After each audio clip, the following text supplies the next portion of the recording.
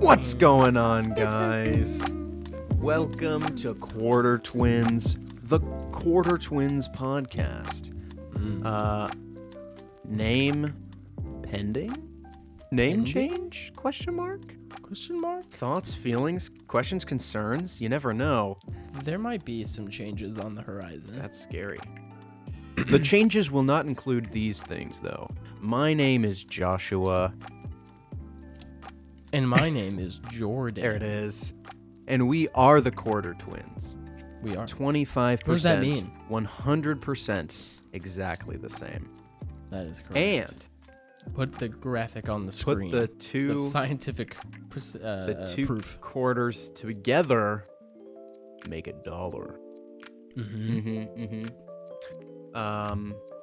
With that being said, thank you guys so much for listening, and we'll see you in the next week. See you later. No, Because we're here to talk about our favorite Christmas movies, right? Isn't that That's what we true? said we were gonna do. Isn't that true? That's what we That's said exactly we were what going we're to do. gonna We do. tried already Should I- once. Is the title of this episode our top 5 Christmas Dude, movies still? I don't think That'd we be can. funny. I don't even think we can bait that hard because are people interested No. in that? I don't think so. They should 'cause we're be- not.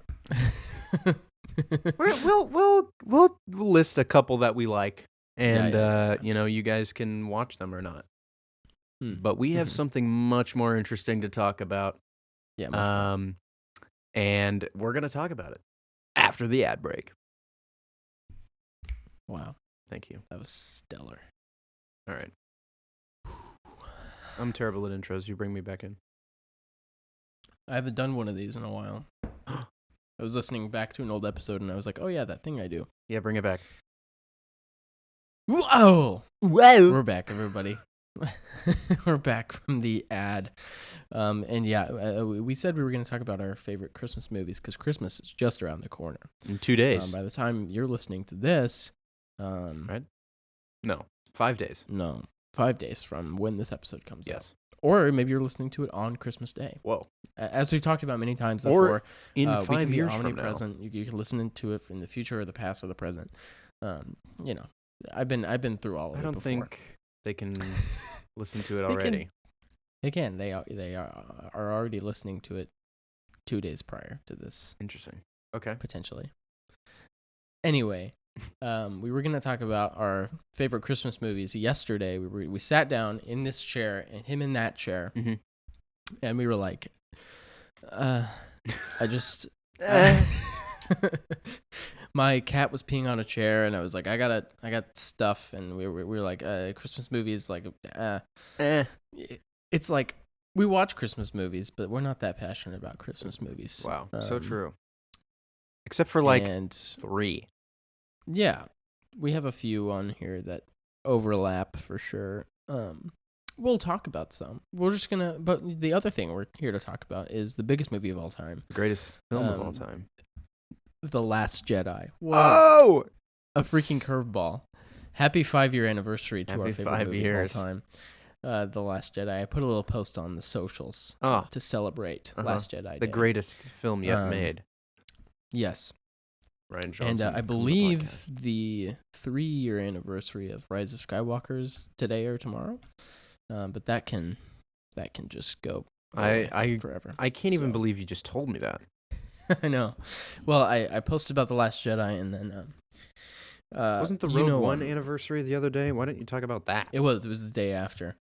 Ben Allen, he comments on a lot of our posts. What a And guy. Especially when we talk about The Last Jedi, because Ben Allen and I went to college together What a guy.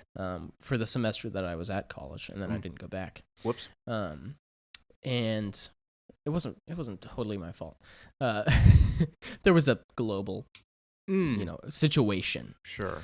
But Ben Allen hates The Last Jedi with a burning passion. Wow. Think how we feel about The Rise of Skywalker. Uh-huh. He's the epitome of Last Jedi haters. And Weird. he felt the need to bring his hate into the conversation on the 5-year anniversary of The Last Jedi. Wow. Not cool, man. Too soon. Which was a bummer. Not cool, Ben. What's this guy's but- address? I don't know, man. I hope you're listening. We debated it many times at college. So we had fun times. Wow. I wish I was there. And like I said in our post, we will not rest until you are one of us and you have seen the light and you love The Last Jedi as much as we do. Wow. Including Noah. This has been the Last Jedi section of the podcast. Uh-huh. The real thing, the real deal we're here to talk about. Uh-huh. I was going to try to throw another curveball. Just Knives to out. Keep the bit going. Yeah. It's Avatar, The Way of Water. James Cameron is back. Sam Worthington is back. They're doing an Avatar. Back. Everyone is back. They're doing an Avatar. So we're here to talk about all those things. But I didn't want to mention. Okay. Again, just here at the top. Right. We're going to take a 2-week break after this episode. But when you come back, we are talking about Avatar now. So we might just have to have our awards ceremony. The first episode back. The first episode back, start of season 2. Maybe we'll do that. Are we putting that into the ether now? Or are we talking about Glass Onion? I don't know. First, I think. Just because it's probably going to be included. That's fair. In the award show. So I think we should talk about it before the award show. Yeah, so we're going to take 2 weeks break, and then the week after that, we're going to come back and talk about Glass Onion, which you will have seen because I will make you watch it on Netflix because it's free if you have Friday. Netflix. It's free if you pay for Netflix. If you pay for it. And then the week after that, we are hosting the first annual Academy award show. Copyright. I don't think so. That's incorrect. Yeah. Called The Quarters as opposed to the Oscars. We're hosting our own award show. Put the graphic on the screen that I made. I worked actually way too hard on it. Do we have a theme song? We should have like a cagey bad orchestral music. I was looking for some. I googled, is pomp and circumstance what's the word? Copyright free or whatever. What's that word? DMCA free? Public domain. Oh, public domain.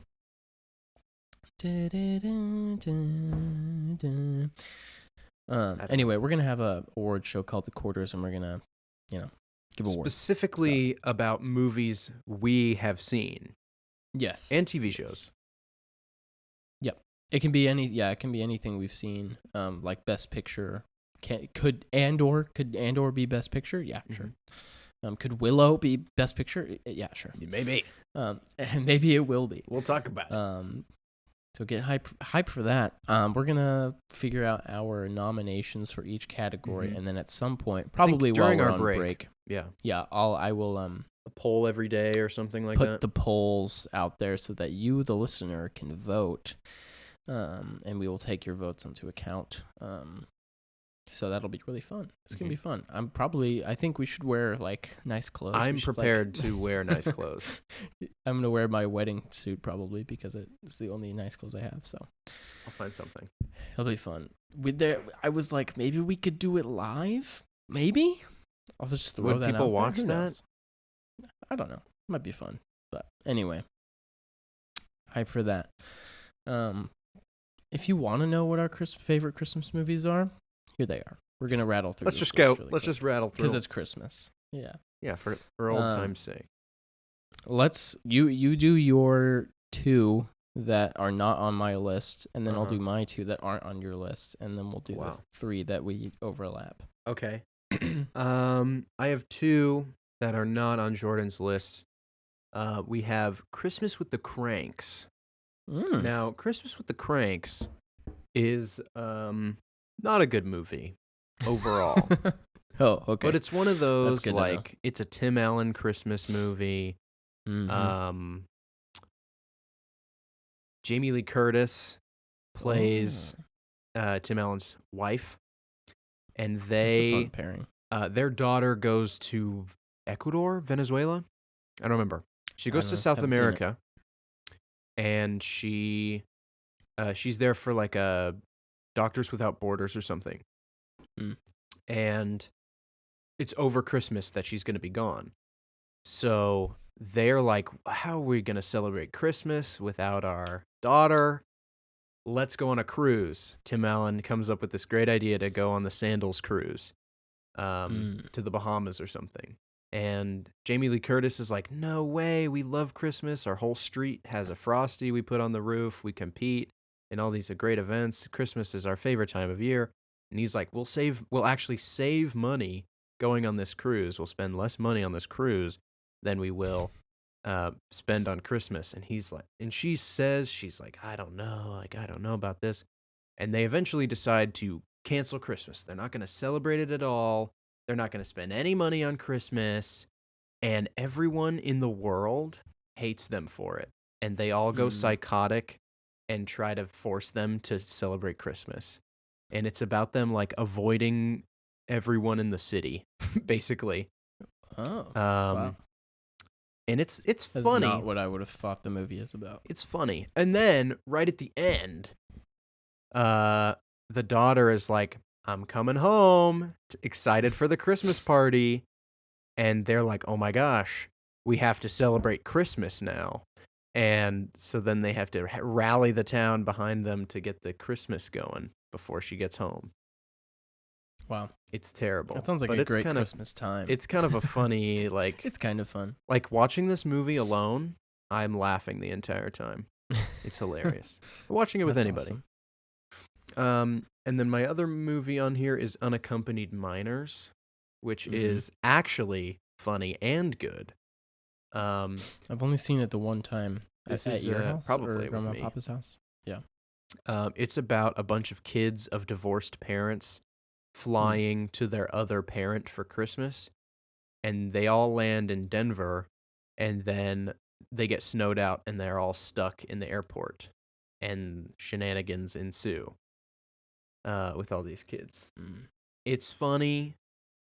It's wholesome. I remember liking it. Yeah. It's great. So big we fan love of that. Christmas. Yeah. My two, Elf. I don't need to probably tell anybody what Elf is about. Everybody's seen Elf. It's one of those, it's like I can't if it's Christmas time, I'm gonna watch it. It's the Office of Christmas movies. Sure it is. That's what I think. Yeah. It's like if I don't watch it, then Christmas hasn't happened. It's just like I might have to watch it for Christmas to be real, because it's just there all the time, and I like it personally. I like Will Ferrell. It's not like Will Ferrell now is kind of just like he plays kind of like Anchorman, like that's his thing. Yeah. He did that new Christmas movie with Ryan Reynolds, which was okay in my opinion. He actually has a really nice voice if you like to hear him sing. It's pretty fun. But it's fun to see him just be like a really over-the-top, wholesome, like childlike person without being vulgar or whatever. Yeah. Not that that's bad, but like it's a character that he doesn't play very often.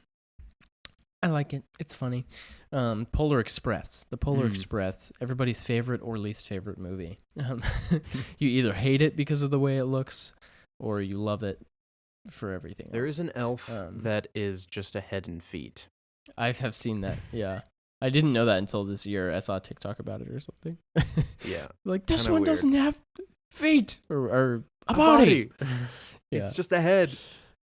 Yeah, Polar Express is another one that's just like, I have to watch it every year or Christmas is not real. So we did watch Polar Express the other day. Songs are the best time of the year. It's a great song. And then we have 3 movies that overlap on our list. Yes. Should we just list them? Sure. We got the Santa Clauses. The Santa Clauses. All 3 of them are classics and amazing. The first one is my favorite.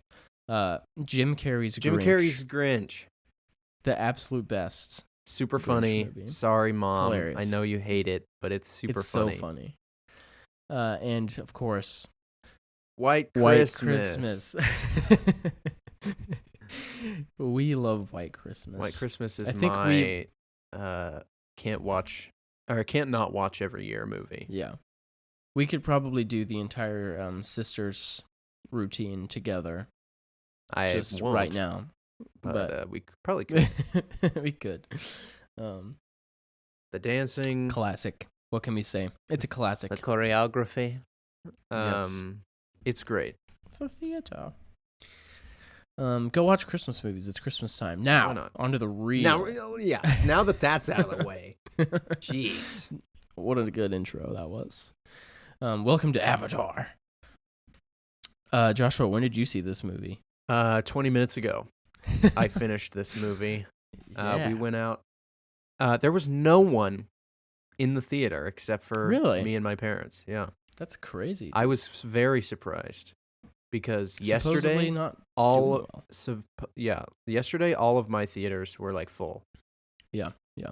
I was in a So- full theater on Thursday opening day, which makes sense. Mhm. But yeah, it's funny because your showtime was 1:30 Central, and I was like, yeah, he's not going to be out of there till at least 5 o'clock. Yeah. I was right. I think Yeah, it was pretty much 5 o'clock when you texted me. I got in there and it was like 3:06 or something when I left. Yeah. There 'Cause wasn't you a gotta post-credit factor scene or in- something, right? No, Okay. I mean I don't think so. I didn't stay. Right. You got to factor in 20 minutes of trailers and then 15 minutes of welcome to AMC theaters. Yeah. Maria Menounos. Yeah, Maria Menounos and all that stuff. There's actually a Did Regal you theater. Oh, Regal. Yeah, we don't have So AMC Regal. out here much. Oh, that's all right.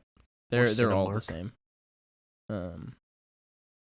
We have done an episode on the first Avatar. We Mhm. did one of our first episodes, number 5. It was. Was it 5? I thought it was like It 2. was our 5th episode That was our first guest as well. with Colton. with Yeah, Colton.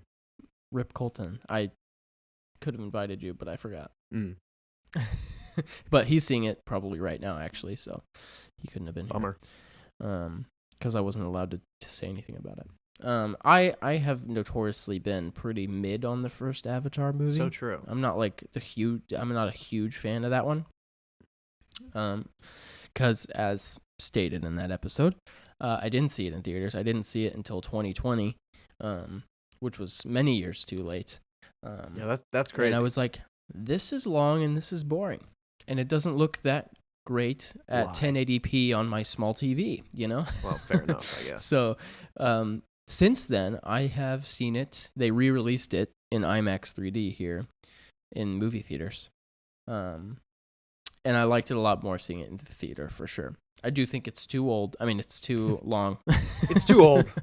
It's This too movie old, guys. Came out yesterday. Too old. It's way too old. The first one is too long, or it's just not paced well, as stated. My general thoughts, as we say, about the sequel. I saw the sequel opening day. What a guy. I freaking loved it. I gave it Yeah! a 10 out of 10. That's insane. A literal 10 out of 10 I gave it for my first viewing. I don't want to spoil anything, but if you've seen the trailers, you know that Jake and Neytiri have kids, and the And Sky people are strong back. heart. A strong heart, and this family is our fortress. Mhm. And that's the trailer. Yeah, I thought it was amazing. Obviously everybody knows it looks incredible. It's the best movie you will see until the next Avatar movie comes out. Yeah.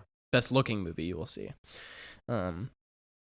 It's truly, truly astonishing, as they say on the cover. Mind bending. Yeah, you'll stand up and cheer. That didn't happen. No, Maybe if there I was alone, I would have clapped. There was some crowd participation, lots of gasps, and there was a few cheers. Yeah. Wow.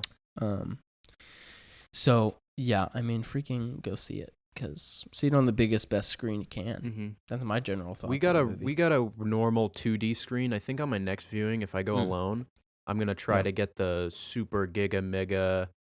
If you can get Dolby 3D, Dolby, get Dolby 3D. 3D. IMAX 3D is okay too, but Dolby is where you want to be. I don't know about the 3D though, right?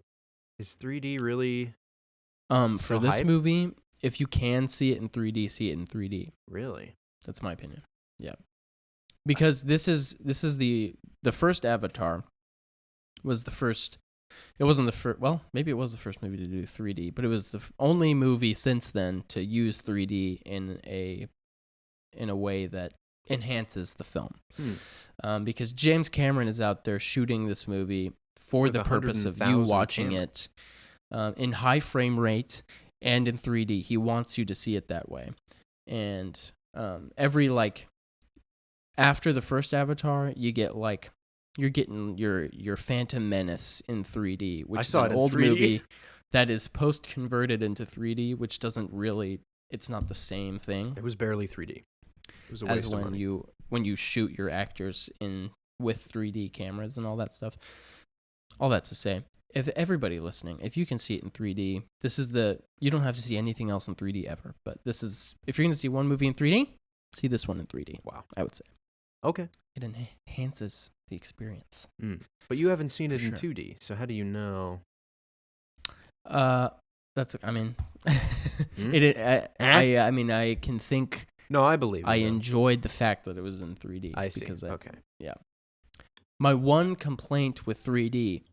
You got a headache. For these two movies specifically. Well, when it kicks off, the first 15 seconds, my head is like, ah! And I'm like, I'm vomiting because it's like, yeah, it's way too like immersive because you feel like you're actually spinning through space. Did they spray smells at you? No. For the 4D experience? Not the 4D experience. My one problem with 3D Avatar movies is there's a lot of, especially in the first Avatar, there's a lot of people looking and talking at like computer screens, but they're like you can see them from the front and the back, like holographic computer screens. Yeah, you know what I mean?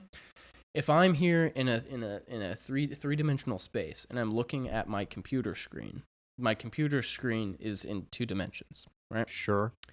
So in a 3D movie like Avatar, when you're in a 3D space with these characters and they're looking at a computer screen, within the computer screen is 3D. So you're like, it's like a mirror within a mirror. What? And it just takes, I'm just like, it takes me out of the experience because I'm like, that is not what that would look like. You know what I mean? Interesting. Literally my Maybe only their complaint. computers are in 3 dimensions.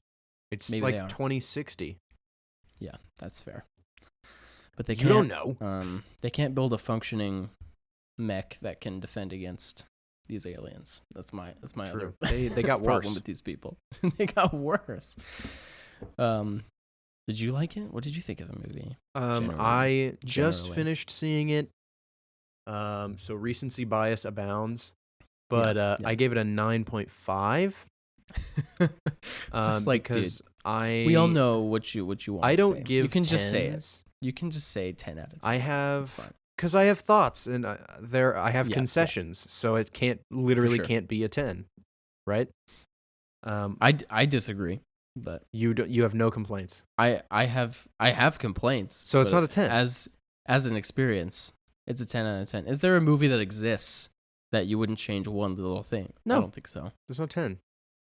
There's no 10 I out don't of 10. I don't have a single 10. Blade Runner 2049 is a 10 out of 10 movie. That is a 10 out of 10 movie. I disagree. I'm literally telling you right now. Ana de Armas that's a- dies.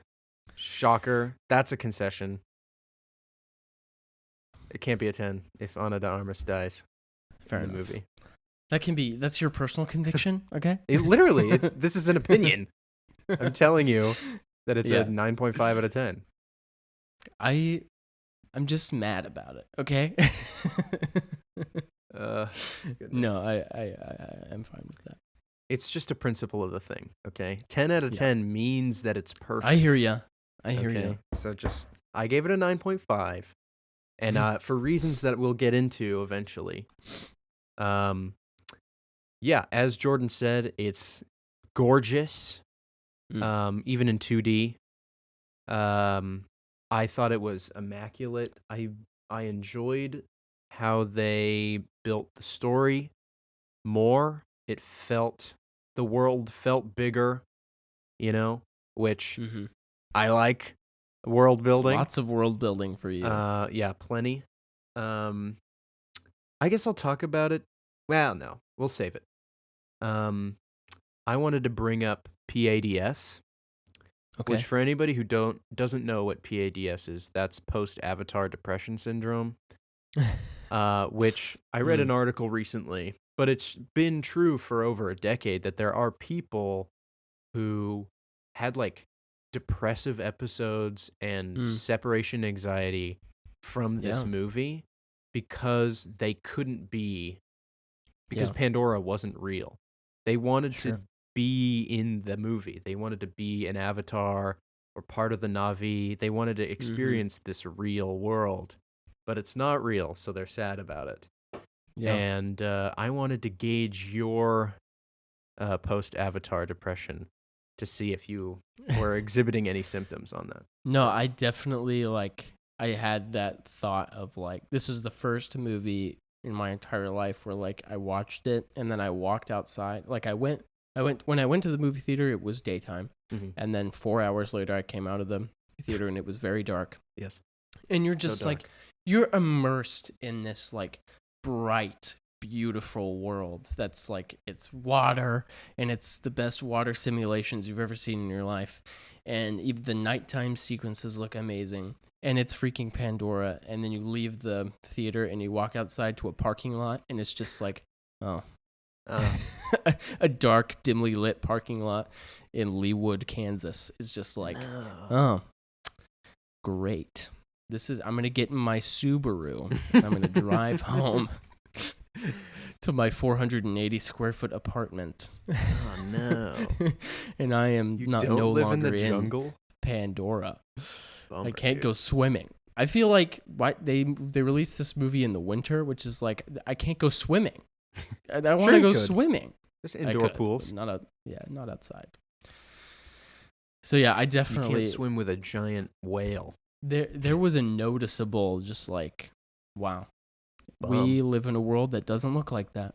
And that's unfortunate for us. That's how I feel about Violet Evergarden. Yeah. It's not like gorgeous. the people, it's not like the Na'vi within the world are just like, oh, this is just our life. And if we lived there, we wouldn't appreciate it. Like, it's not like that, because you know from these characters that, like, this world is essentially their spiritual life. Like, every part of the world is part of their spiritual reality or whatever. And so the water, the trees, and everything is like so important to them. And they all glow when it's nighttime, and it's like they're all just like, we got to take care of this planet. And it's like, wow, what if, right? Seriously. What if? What if we didn't hunt whales and stuff like these guys? Spoiler alert. Gosh. Yeah, that scene was too long. It's a long movie. Nobody needs us to tell them that. You know that it's going to be a long movie, but that is something to consider. Minutes.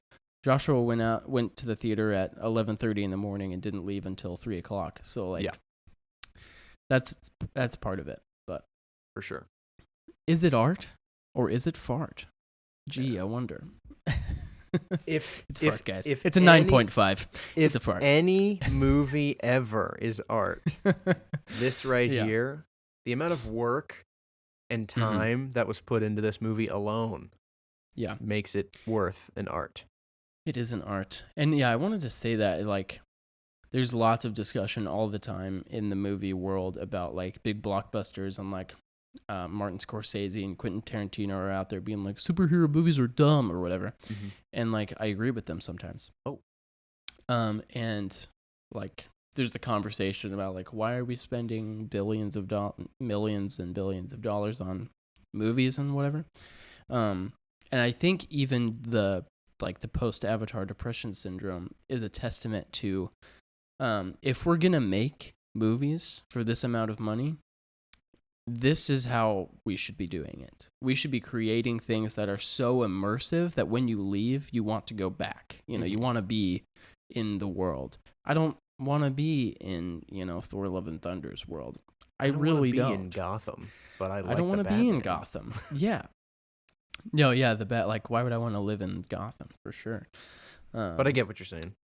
Yeah, so, like, I just think it's awesome to have a movie in 2022 that is, like, like the Avatar movies. I think this is true of both of them. Like, they are the gold standard of what we should be striving for with big budget entertainment. Not every movie is going to look as good as Avatar. But, like, we should be, if we're going to spend millions of dollars on a movie, we should be putting as much effort into it as these guys are. Is what I'm saying. I get you. Well, I mean, like they've literally advanced technology. Yes. To make these movies. The underwater scenes, they created suits and cameras and they were actually underwater. They literally did swim. And so they had to create new technology to film these scenes underwater with the motion capture and all that stuff. And the first movie advanced motion capture and CGI a decade. For sure. I mean, we watched it the other day with my parents, my mom's first time watching Avatar. And she said it looked good. Came out in 2009 or 2011 or something like that. It's still one of the best looking CGI movies ever. Yeah, it is. And I had the same thought of like, when this movie started, when Avatar: The Way of Water started, I was like, this doesn't look that much better than it did in 2009, and that's not a bad thing. That's just a testament to how good that original movie looks like, and the way that it looks and feels. Like, it felt like a 2010 movie, which I don't think is a bad thing at all. Like, the way he structured his story and everything felt like this is like a direct sequel to the last one, which it obviously is, but it's not like, it didn't feel like a nostalgia bait sequel that they make nowadays. Which, there's a lot of like, this is the Force Awakens of Avatar. Those are very different scenarios. Okay? There's a lot of like, this movie is just we're in spoiler territory. Careful where you stand. We're gonna give spoilers. There's a lot of like, The Way of Water is exactly the same as the first one. There are lots of similarities, but I don't think it's like the Force Awakens is much closer to A New Hope than The Way of Water is to the first Avatar, I think. That's my opinion. So I don't think you need to be worried about that. Just get that out of here. We like to disavow the internet's opinion. Except I think they're correct. Some truth to it, which we could talk about. Did you think it's the same movie over again? I will say that was something that I had heard already before I went and saw it. And I'm not going to say it was the same movie. If my dad ever listens to this episode, I did say it was the same movie because I knew that he would think that. And then he listed off all these things that happened in the first movie that were similar to the second one. I think I'm going to actually push back on your Force Awakens analogy here, just as a fun little contention for you. Yeah. Have you ever heard of what's called an homage? I have heard of such a thing. So an homage is when they take elements and references to the original piece of work and rework them with new meaning, new characters, So it's almost the same plot, several of the same characters, but they started new stories too. And I think that Force Awakens is an homage to A New Hope. Sure. And it's not that The Way of Water is an homage. I think you're right that it is certainly a sequel. Yeah. And I was... Because the Force Awakens also serves as a reboot of sorts. Yeah. A soft reboot. So very soft, but yes. Different in that way. So I think that's just a little concession I wanted to contend with you on. No, I agree. Awakens. It's like the two Quiet Place movies. They're both the same few characters being hunted by monsters that hear things. But in the first one, it's very much about the parents learning to protect their kids. And the second one is very much about the kids learning how to grow up and protect their mom. And I think that's very similar to this movie, where if this was another Avatar movie where Jake and Neytiri were like the main characters and the emotional character arcs were built around them and, everything else that happens, it would be more like one-to-one. These are the same movie. Right. But this movie, they're not really the main characters. The main characters are their kids. You follow them pretty much throughout the entire movie. Neytiri doesn't really get a lot to do, which is a bummer. Jake is around too, and he gets more to do towards the end. But a lot of it is meeting new people, getting to know these kids, learning this new environment, with the Sky People returning, and they're after a new element of some kind, like they were in the first one. Going after their, there's lots of the same like music motifs when tragedies are happening. They did kind of just reuse a couple songs, which I was like a little disappointed out. Yeah. So, that can be, we're in our good, the bad, and the funny. Some of the bad stuff. Hit me. Yeah, I'd say the score is really good, but it was very, it was like when they used the Force theme too much in Star Wars. Like, save that for another time. Do some new stuff. Right, like the James Bond movies always use the Bond theme at the perfect time, and then at the end maybe. Right, like they're very protective of that feeling that song gives. For sure. Do you want to do a plot rundown since you literally just saw it?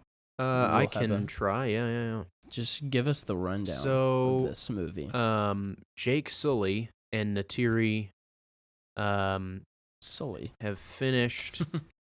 What? Jake Sully and his wife Neytiri Sully. Oh, Neytiri Sully, yes.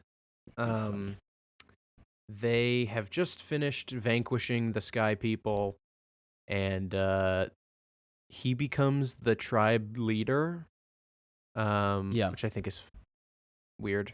For some reason he does that we don't really know. Yeah, he becomes the king of the Umatukaya because he was people. like the chosen one or whatever, and he rode the big bird. He is Druk Makto. Yes. And so they have a son, and Simba throw him in the air, and then they have 2 more kids and adopt Jesus, sort of. So Sigourney Weaver in the first movie gets shot. Yes. And she bleeds out and dies. But before her death, she is brought to the Tree of Souls, and they attempt to transmit her consciousness through the roots of the tree into her avatar body. She dies, and that is the end of Sigourney Weaver. At the beginning of this movie, we find that Sigourney Weaver's avatar is pregnant, and there's no father to speak of. I missed that part somewhere. And Sigourney Weaver's avatar gives birth to a child, and the child is very connected to Awa and is just kind of Jesus. So if you're into that, and she has Sigourney Weaver's voice. She is also played by Sigourney Weaver, so she may be Sigourney Weaver reincarnated. Which is a funny way to hide your twist, if that's the twist that she is Sigourney Weaver's character. She's just played just by to Sigourney. Have her literally playing her. Yeah. But I mean, my mom didn't even know until I told her at the end. Sure. She's doing like a Na'vi accent. So it's not like she's super obvious about it. But so they have 4 kids, one being Jesus. And they live their life, and the Sky People come back, or like never really left, more or less. Yeah. Sounds like some of them stayed for a while. Some of them stayed, and they back. They left a kid there. That's true. They left a child. They named him Spider because no one could remember his real name or something. Or they got rid of his real name. And so, gosh, okay. The Sky People, the humans from Earth, the ones that stayed are still trying to get the unobtainium or whatever. And a bunch of ships come back, and they build this huge city and burn the forest down. And so the Na'vi are like, we gotta fight back, and they do, and they destroy this train, and there's like opening of movie, fun little action scenes, getting to know all the characters and stuff. We find in space, Miles Crotch. I don't remember his actual name. It's like that's the it's like one. Crutchich or something like that. Seriously, I don't. Quaritch or Yeah, I don't remember. something. We're gonna call him. I'll look it up. We're gonna call him Miles Crotch. Yeah, do And it. so Crotch, It's much easier. he and the rest of the Jarheads, oorah, all Simplify. They all uploaded their memories to the cloud, so that if they died, they could reanimate their bodies. Yeah. It's so much cooler than it sounds, I promise. No, it's cool. It's cool, guys. Come on. And so put their brains in an iPad. Crotch wakes up in an avatar, and he's like, "I'm blue," but then he's like, "Turns out I died. I don't believe it, and my entire life mission now is to kill Jake Sully." Yeah, and so revenge is where you're gonna find it. all of the meatheads that died in the first movie are back, played by the same people, most of them. Mm-hmm. And they're like, let's do it again. Here we go. And so this time we're blue. Yeah, this time we're blue. And so they're like, we got a second chance at life, but we don't remember dying or learning any lessons near the end of our lives. So we're just gonna be the same bad guys that we were in the first movie. Mm-hmm. And we're just gonna try to kill people again, because that was fun. Yep. So they go and they capture some of the kids, and then the kids get away, but they don't save all of them. They say the human kid Spider that was left behind is in captivity. Mm-hmm. He gets captured, and they kind of subtly hint that he's the son of Crotch. He is the son of Crotch. Subtly, yeah. Air quotes, because it's not subtle at all. It's not very subtle. And he is the son of Crotch, but now Blue Crotch is him and has memories of him, but he is not the same person, because he was born yesterday, in a manner of speaking. Which continues the discussion of, is Blue Jake Sully actually Jake Sully, or is he just a new one? He could be a new one, which is also I don't know, true, man. so weird. And so they kind of start to form a bond of sorts, a fatherly, sonly bond between species. And they are like, we're not getting anywhere with our human instruments. We can't get close to their camp as humans. So we're going to try the Na'vi way so that we can get close to their camp and kill Jake.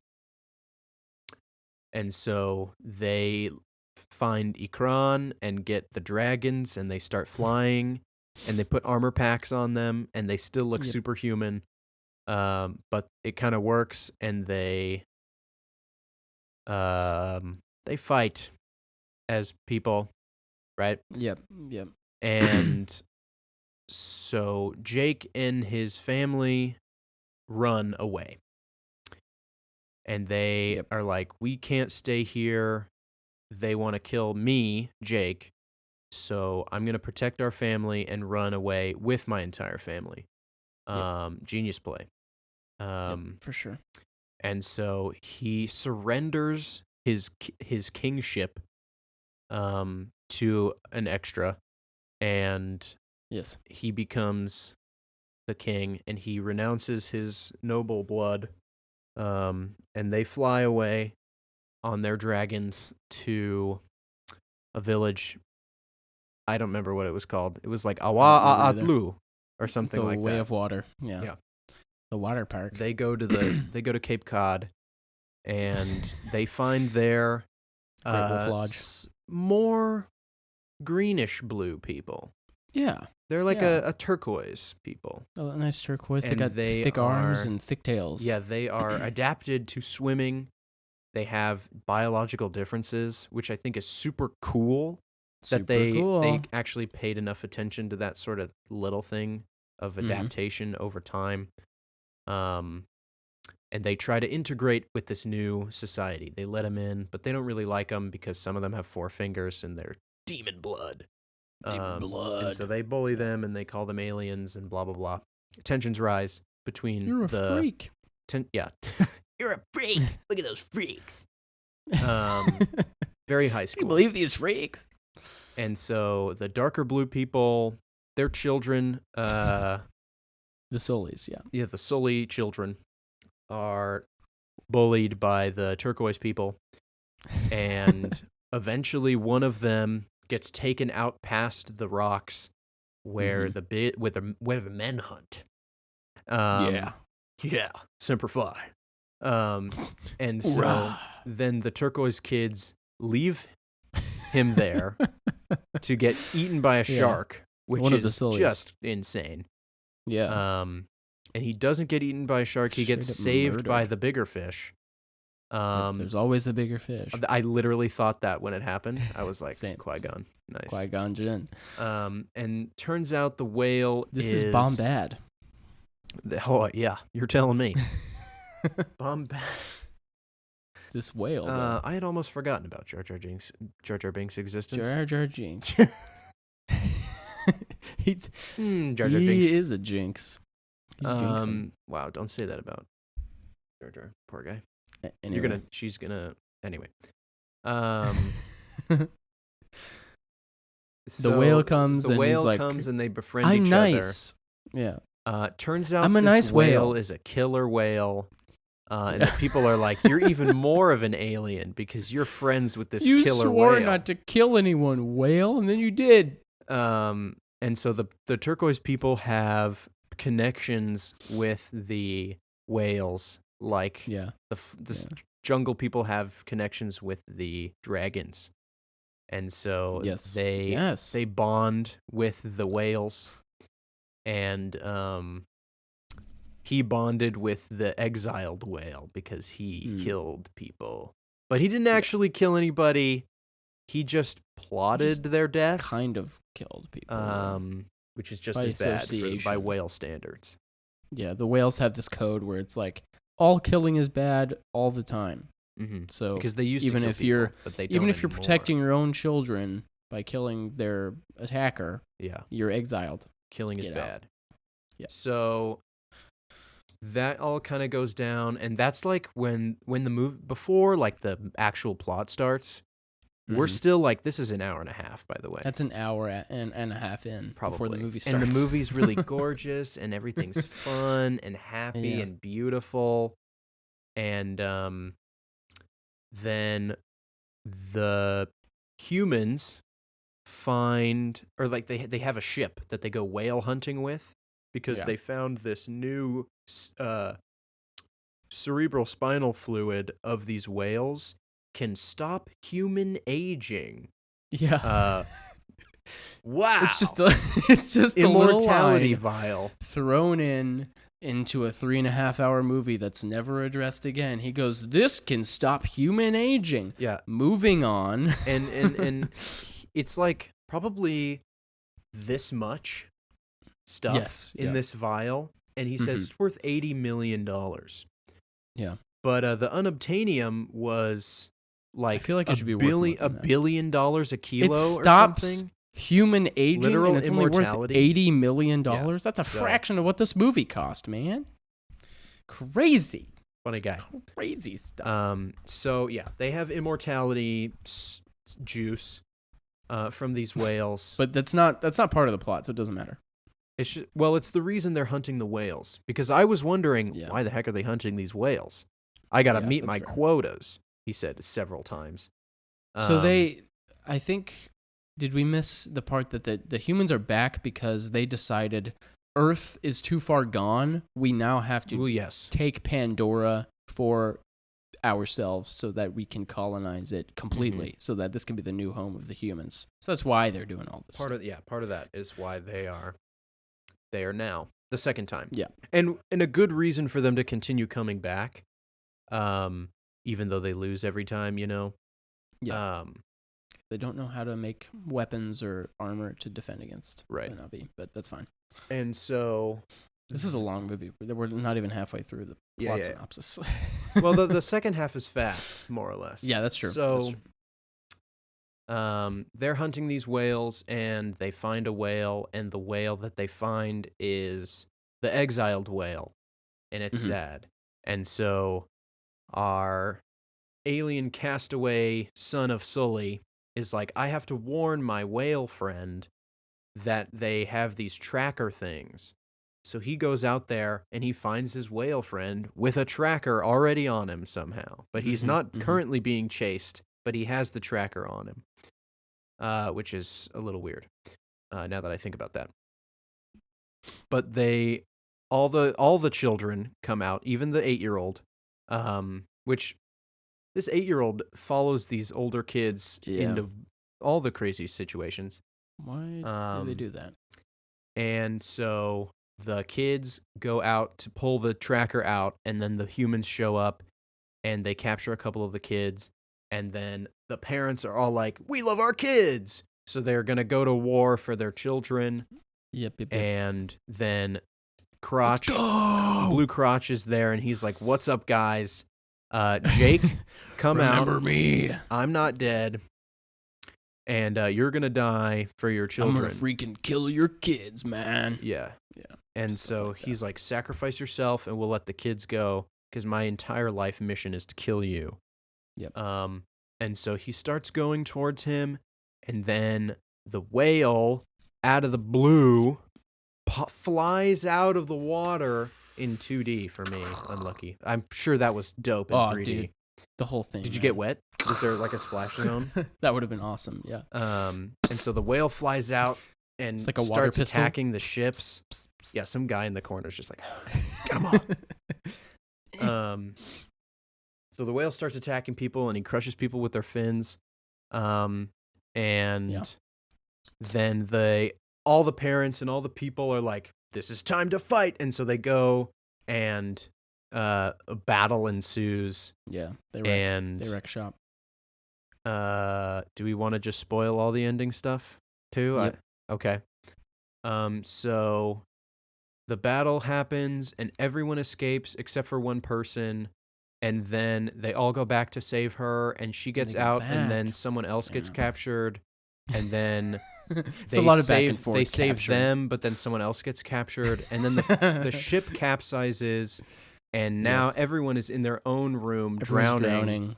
Yeah. And then Jesus comes out, Mrs. Jesus. She has the butterfly wings that give you breath underwater, and she commands the glowing fish to find all of her family members, and then they get out. Also, during one of the escapades to save one of the people, the eldest brother, Simba, dies. He gets shot through the chest and is killed. Yes. Very sad. I could really feel Sam Worthington's performance in that moment. Definitely his highlight in terms of acting. Yep. I didn't cry, but I could feel the emotion, you know? For sure. So well done to him for that. And they go on a murdering spree after he dies, and Jake and it is brutal. Yep. It is parental rage at its finest. They find creative ways to kill people. At one point during the boat assault, is crazy. The whale is like super smart and uses the exploding harpoon wire to tie this guy up against the boat, and then the wire slices his arm off, and you get to watch it, and it's gross. And my mom was like, "Oh my goodness!" Because it was gross. I was honestly surprised that happened. I was like, "Wow, okay." Yeah, because there's hardly any blood other than this guy gets his arm cut off. It's wild. But there's like 15 different shots of Neytiri headshotting people with a bow and arrow or shooting them through the helicopter thing right in the chest. Yeah. She's really good at that, by the way. She's super good at it. It's her specialty. And then we get in a standoff with Crotch has Jesus by the knife, and then Neytiri takes Spider, who is Crotch's little spirit Crotch, son. little white Crotch. Yeah. Little white. But he also has blue on him. Yeah, he does. He painted that on himself. Spider Crotch is also by the knife, and they say a son for a son. And then says, "Give me my daughter, or I'm gonna kill your kid." Blue Crotch gives up, and he's like, "Dang, I love my son I never met." Mm-hmm. And which is, that's fine. He's a good person, deep down. Sure. And then Crotch is like, "You're really just gonna run away while I'm still alive?" And I'm Sully's gonna like, come get "You're you. right. I'm never gonna stop until you're freaking dead. You're right. I'm gonna kill you." And then they fight, and the ship capsizes, and everybody starts drowning. And we get Jesus on the butterfly wings, and she comes in with the glowy fish, and she saves everybody. Yes. Crotch drowns, 100% but then he correct. doesn't drown, and Spider Crotch goes down underwater and saves his life. Apparently, you can just stay underwater for a really long time. Yeah, after you drown. He doesn't drown for like 10 minutes, but he's underwater unconscious for like 5 minutes, which is fine. He's a Na'vi, so we're just gonna say that their biology is different enough that that's fine. He lives, and then his Spider Crotch is like, and runs away. My dad, come back home. My dad said he should have said some sweet one-liner, like, and I'm gonna attempt You're not my dad. I'm gonna attempt to quote my father here.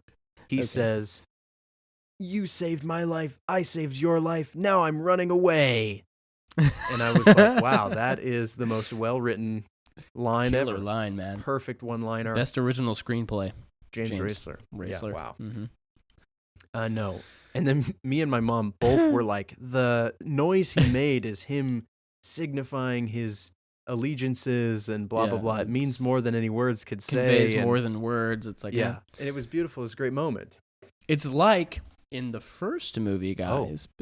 At the end, Crotch, human Crotch is like, old Crotch. Jake, I can't believe you betrayed your own kind. You killed your own, and now I'm gonna kill you. And Jake doesn't say anything in English. He just goes, ha! Yeah. And that's his character arc, is he's no longer human. He's a freaking blue monkey guy. So blue guy. That's full circle. Wow, beautiful. Truly.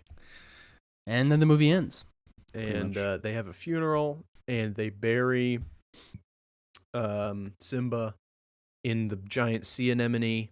Yep. And they said, you buried your son here. You're now water people. So they're going to fully integrate with the turquoise Na'vi, integrate. And they are one with the people. And the humans are still out there. And Crotch is still out there. Blue Crotch is out there. I think it would be so we got funny. A third movie. I think it would be so funny if they brought back those Marines again. Yeah, dude. Like every movie, they're just like, all right. They probably will, because they have they're backed up on the clouds. Right, so they exactly. can keep bringing them back. How many times gotta print new bodies? Yeah.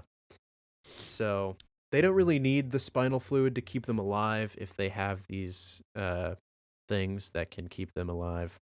Yeah. Already made. But that's fine. Also, if they have these memory cloud things, can't they all just live in the cloud and forsake their human form? Yeah. No, they have that juice that stops human aging. So, like, I guess people aren't ready to commit to the digital world. Yeah. Unlike they me, their analog bodies, I guess. There you have it. Yeah, it's a long movie, man. There's a lot that happens. I don't think this is necessarily a bad thing, but I did think that there feels like there's a middle movie between the first and the second that we didn't get to see. Like, the beginning of the movie, the first 30 minutes or 15, 20 minutes maybe, is them on the forest, in the forest tribe, like they were in the first movie, and you're learning that they had kids, and Neytiri learns to be a mother, and Jake learns how to be a father in a Na'vi body, and he forsakes his human form or whatever, and all these things you learn about Sigourney Weaver's daughter, Jesus. Spiders there. One of their sons has 3 fingers, and one of them has 4 fingers. I don't know what that's about, but, I feel like there could have been a middle movie where, like, we learn these characters a little bit better before we jump into the Way of Water, because it's kind of like there kind of feels like there's an hour of this movie before the Way of Water starts, so it's like, I don't know. We got 1.5 movies. Yeah, It this is was Avatar 1.5 and 2. yes, it is. It's one of those things where it's like, who am I to doubt James Cameron? He knows There what you he's go. doing. That's like, true. I mean, it's just like I'm not gonna be like, this is bad. It is a really long movie, and I think probably on a rewatch, it might feel longer. Now that we've seen it, like it might get less enjoyable as it goes on because it is very long. Well, there won't be and as many ooh-ahs. Yeah, and when you watch it on a smaller screen and everything, and like the one of my negatives is I don't know any of the kids' names. They say their names so many times in the movie. Mm-hmm. Part of it is I can't understand what they're saying when they say their names. Jesus' name is Kitty, but it's spelled Kiri, so that was really confusing to me. When I looked up later, I was like, "Is her name Kitty?" Because it sounds like they were saying Kitty the entire time. Like Japanese. I wish I knew their names so that I could follow them a little bit better. So then the youngest daughter is Tuk, probably Tuk, something like that. After Atukan, the brother, or the older guy, I think. Maybe, I don't know. Then the eldest son is like Netero or something like that. Netera. And the middle boy is Loak or Noak. Something like that. So there you go. There you go. Now that I have recalled their names, I will remember them.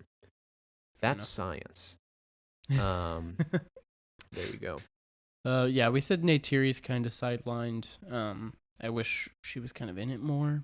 Yeah. She's in it at the end. I mean, she's in the whole thing, but like, she doesn't get as much to do. Which is, yeah, it's just kind of like, and overall, just like, oh, I wish I could have seen more of that character that we know and love from the last one. Right. Yeah, I don't know. There's not much else bad about it, I don't think, at the moment for my first viewing. Yeah. Bias. I think I don't love that they brought back all the same bad guys. Sure. I think it's okay that they brought back Crotch, just because he's iconic and every word that out of his mouth is super funny, and I love that.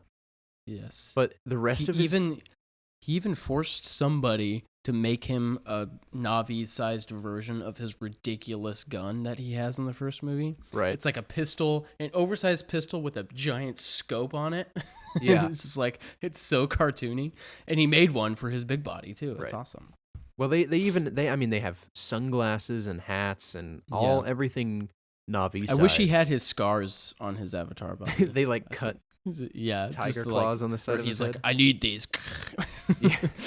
He crushes his old human skull. Yeah, pretty hardcore. That's pretty hardcore. And then my biggest complaint, the reason it's a 9.5, is that Parker is not in this movie. He gets one line at the end. He got his bag and got out of there. Yeah. And he stayed in Earth. He probably stole that unobtainium rock that was floating in his desk and is made for life. Yeah, he's rich now. So he's playing chilling. golf in his office. Yeah. Yeah. I think he is the best character in the first movie, hands down. Every word out of his mouth is a joke, and it's funny. And I wanted to see more of him. And he's only in one scene, and I was disappointed. It's also, he's not even in person. It's like a TV. He was on set for one day. He said his lines and got out of there. There's another character. Well, there are two of the good guys. The other scientist guy. Well, there are two scientist guys, humans, and who were in the first one, and you can tell that they're getting that paycheck. They're getting that paycheck, and they do not. They don't care about anything else. Yeah, they're in like 3 scenes. Yeah, it's a little disappointing that they're not really in it more because they're also super interesting humans that aren't committed to their avatar bodies or don't even have avatar bodies that are actively fighting and killing humans for the sake of Pandora. There are some like you talked about a few just like plot conveniences, like Sigourney Weaver Jesus is in the water and she hooks up to the Ethernet and she has a seizure, epileptic seizure of some kind. Yeah. And so, well, they don't know that at the time. She has a seizure and she's unconscious, and they bring him back to the village, and Jake calls up Norm or whatever his name is. And these guys fly one of the military ships to their location without thinking, oh, really, really smart. This can be tracked, and they can find us if we do this. So they take the and ship they don't there, even save and her. Obviously, they are tracked by Crotch, and that's how he knows where they are. Which was like, I was like, oh my gosh, guys. And yeah, they didn't even do anything. The leader of the water tribe, the wife who's pregnant, is like, get out of here. I'm gonna sing, and it's gonna be better. And it works. Yep.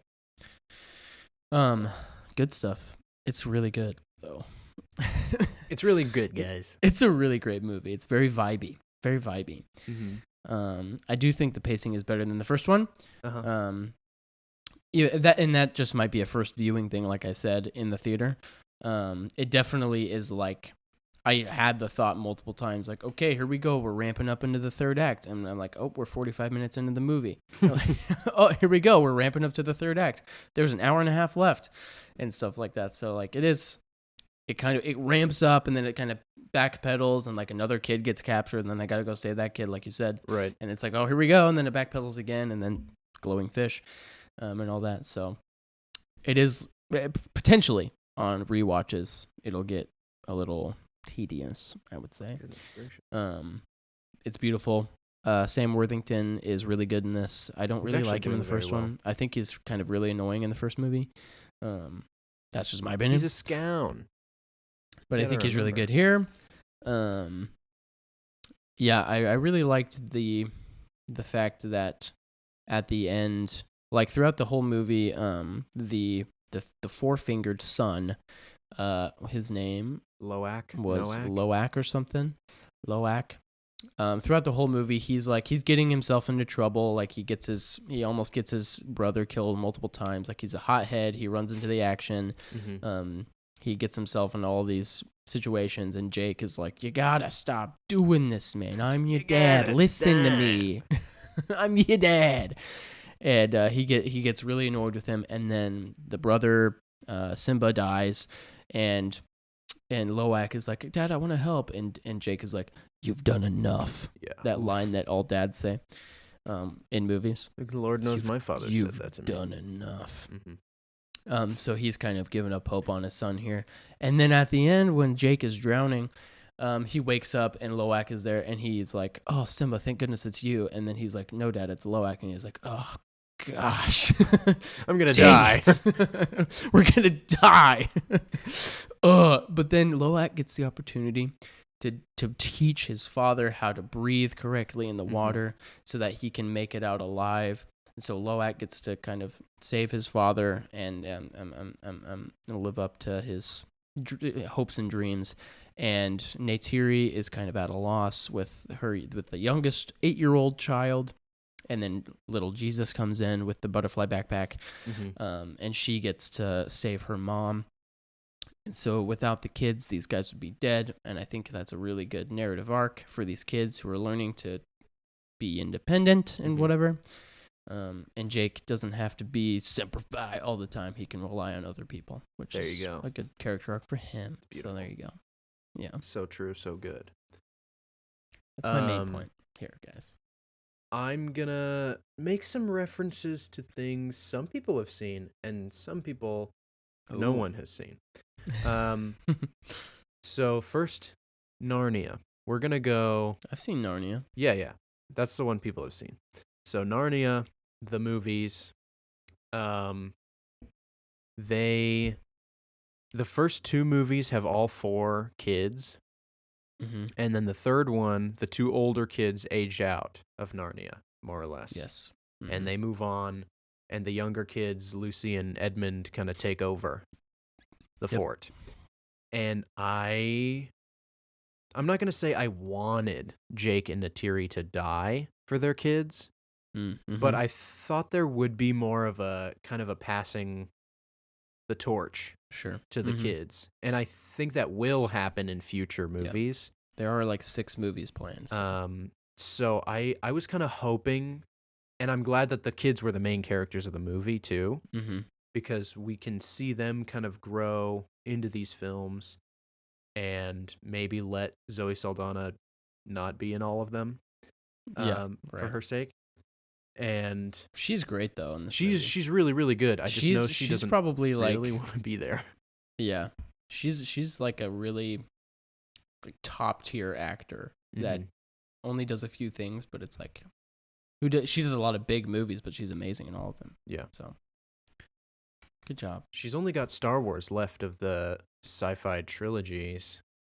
She's in Oh, Star yeah. Trek. She's Star in Trek, Marvel. She's in Avatar. Guardians. Then she needs to be in Star Wars. Surely she's in Star Wars somewhere, right? I don't know. No. Maybe. Who knows? I don't think Someday. so. If she is, she's like an extra or something in the background. So I kind of want to see the passing or the changing of the guard, where we get to see the kids kind of take on the roles of their parents. We don't need to go so far as them having kids, maybe, but just them Sure. being older, and I don't know. I want to see them be main characters in the future as well. So that's one thing that I'm hopeful for in the future, and I'm glad that the kids were old enough to be important in the movie. Yeah. They weren't. It wasn't just like they had one baby they needed to protect. Right. They were actual characters themselves.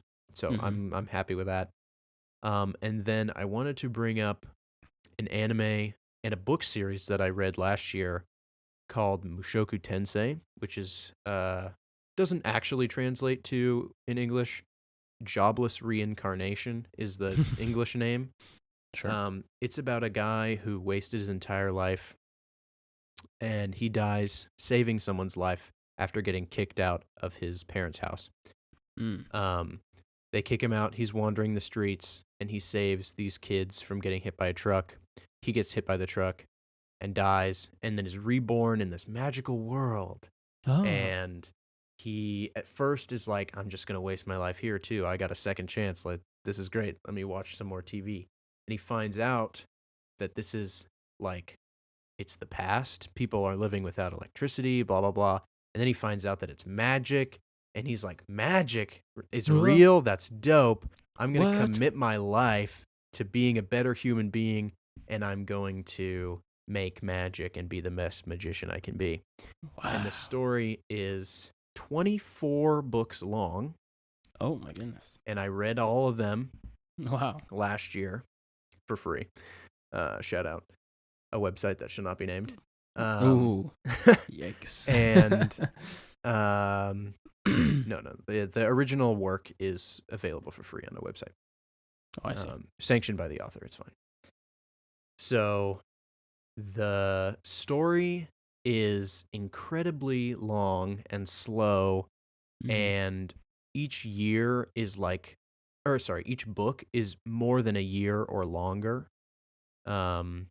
Oftentimes maybe even spanning like 4 or 5 years. But sometimes like one book will be like 2 months long.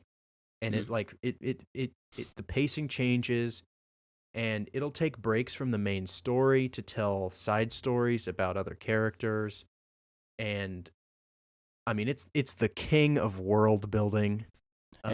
It's one of my favorite stories yet told. I love this story. It's amazing. Wow. It's beautiful. That sounds awesome. And the second season of the show is coming out next year, and it's gonna be amazing. Better get caught up. You should. You say that about a lot of things, and then you don't. So maybe you should actually do it. Just one thing. Just one thing. Yeah. That I haven't watched in a long time. When are you getting around to that? When are you getting My around subscription expired. My 3-month subscription to Apple Plus expired. Guess you'll never get to watch. I'll never watch it. Wow.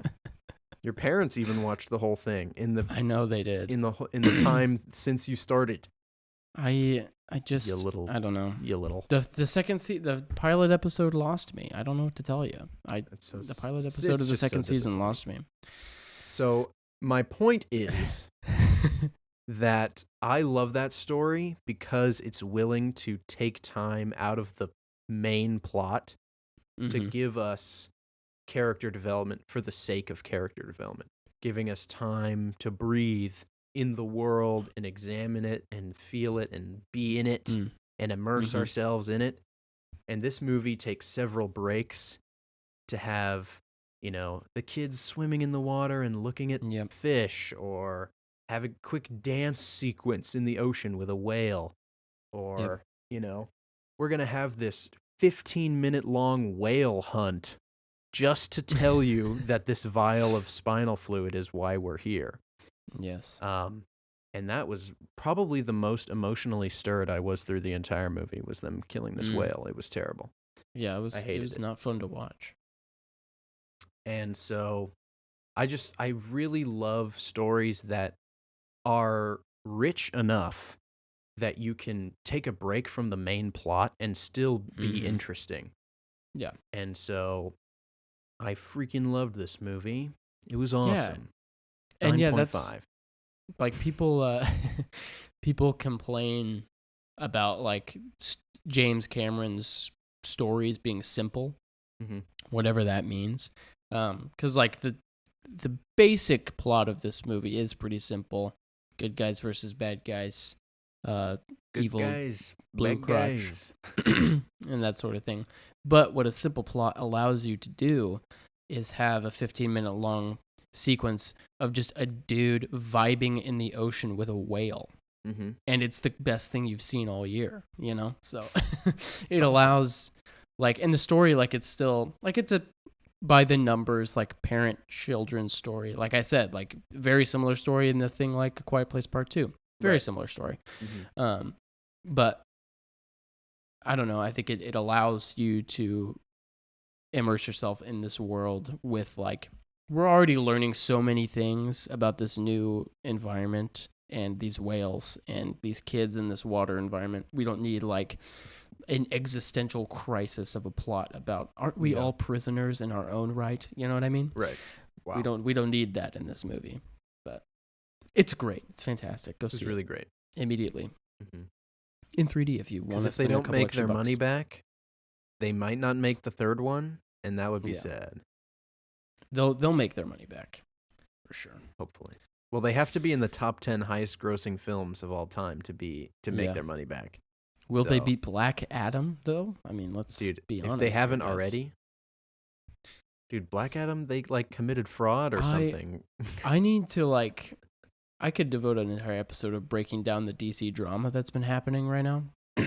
It's been a wild week for DC drama. Mm-hmm. I'm not going to get into it because it will go for a long time.